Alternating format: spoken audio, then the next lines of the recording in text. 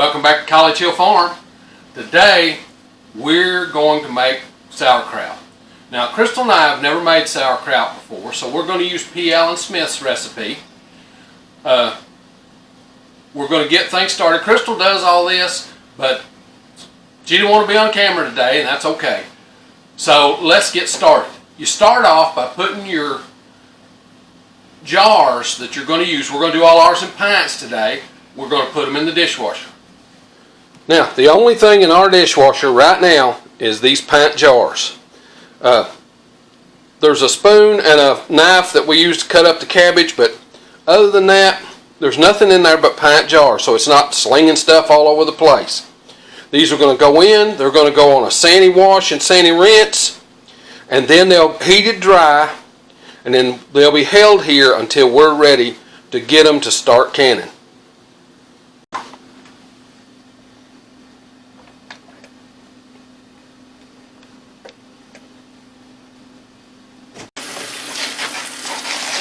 You start out by cleaning fresh cabbage. You make sure you got off any bad places, any little nicks or tears, and take off any of that outer skin, that outer leaves, until you got a nice clean cabbage.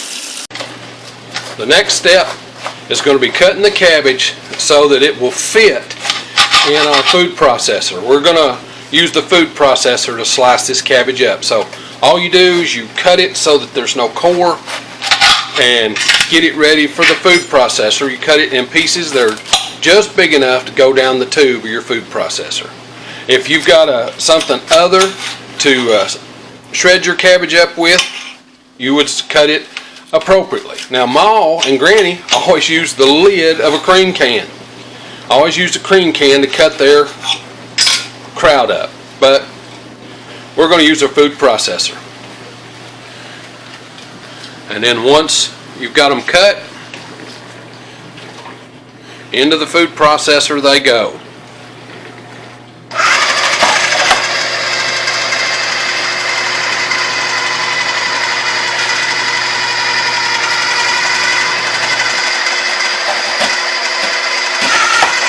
And it's a long process.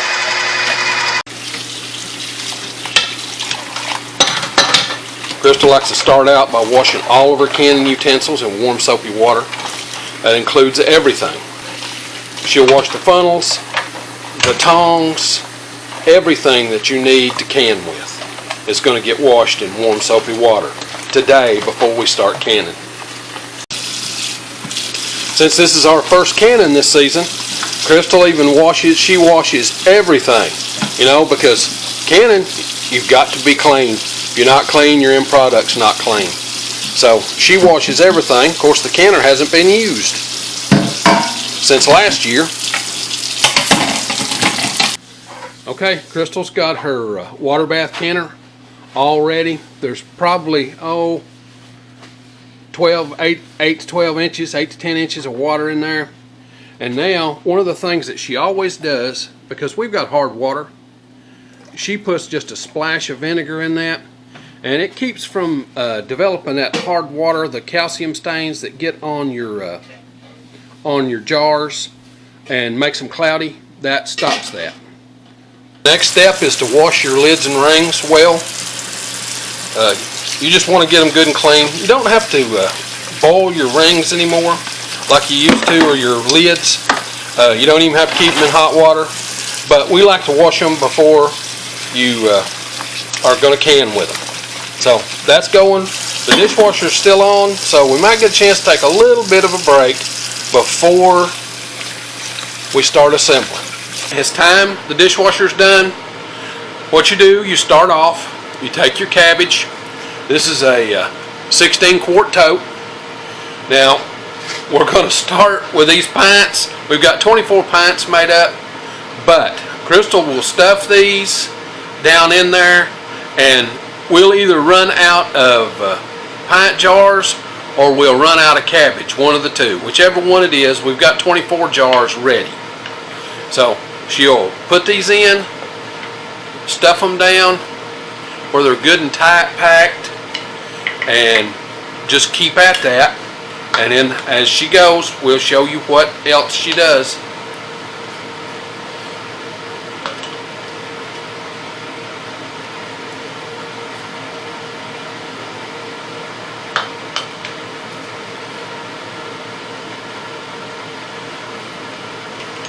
Now, the recipe calls for, if you're going to do quarts, you do a teaspoon. So since we're doing pints, we're only going to do half a teaspoon of salt in each jar.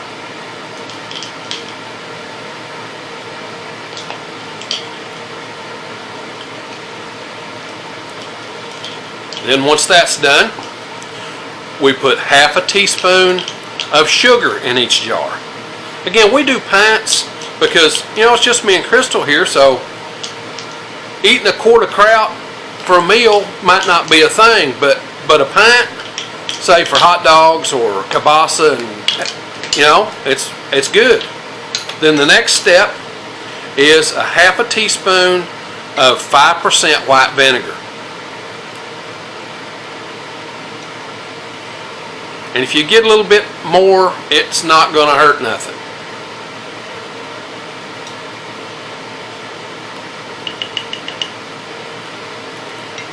Once you've got the salt, the sugar, and the vinegar in, then you want to add hot water to this until it comes up just to the bottom of the ring and the cabbage is covered. So that allows you to let everything bubble down each time and just add enough water so that that salt gets mixed up and it makes a nice brine with the salt and the sugar.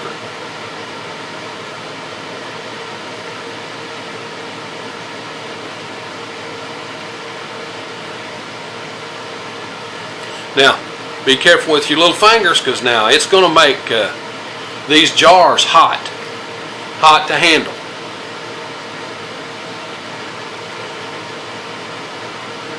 Once you've got them right up to the bottom of the thing, then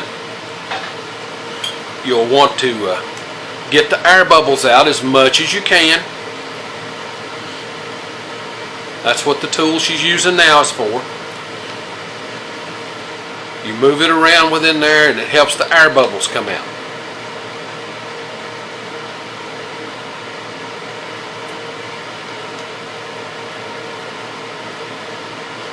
And the air bubbles tend to stick to this kraut as it's been chopped up. But now if you leave it in bigger pieces, the air bubbles are a lot worse. In these littler slices, it's a lot easier to get the air bubbles out.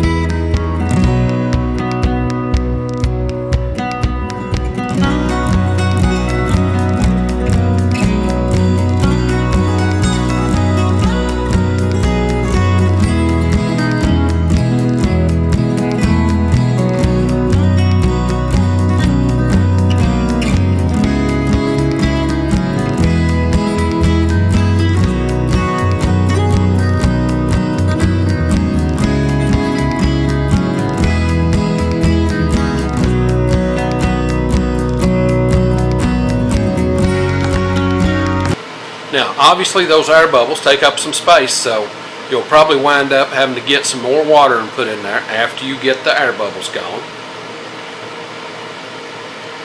Probably not much water, but a little bit. And then you clean the lids.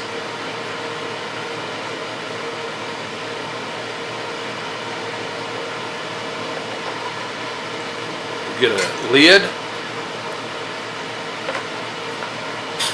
and a clean ring.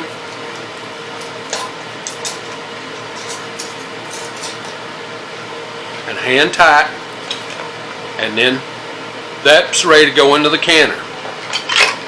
Once she's got them done, she will bring them over and put them in the canner and get them ready to be done. She'll want to do probably 8 at a time because that's what the canner holds. She'll get them all placed and put the lid back on.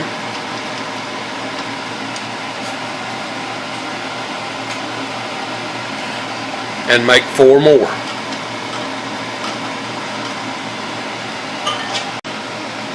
Okay, 8 jars in. They'll get lowered right down into the water. Now the water has to cover your jars by at least 1 inch. Okay, and there won't be a whole lot of room there. Now those will start to boil, and when it comes up to a rolling boil, we'll set our timer for 15 minutes. Now if it was quarts, we would set the timer for 20 minutes, but since it's pints, we set the timer for 15 minutes, and then they can be taken out.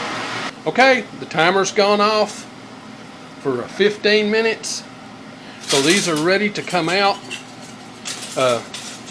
It's one of those things, you got to be careful taking these out. It'll burn your little fingers. So Crystal's real careful with that.